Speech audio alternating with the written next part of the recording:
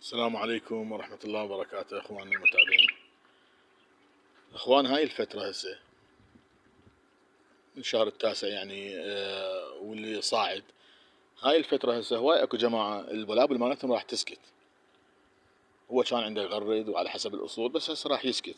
فهو راح يتفاجئ، راح يقول ايش بيه البلبل ليش سكت؟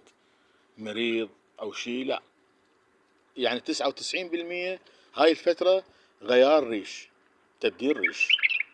راح يذب الريش مالته الصيفي ويلبس ريش شتوي هسه، يعني تحضير الموسم الشتاء. هاي طبيعته، الشكل هو البلبل هذا. فانت شنو اذا تشوف البلبل مو خامل، يعني ياكل مثلا الطبيعي بس ما يغرد، وتشوف هسه اوتوماتيكيا انت راح تباوع عليه، هسه راح تشوفه انه الريش مالته متغير، شكله متغير، مو الشكل ذاك اللي تعرفه انت بلبل مالتك وحافظه، تحسه متغير.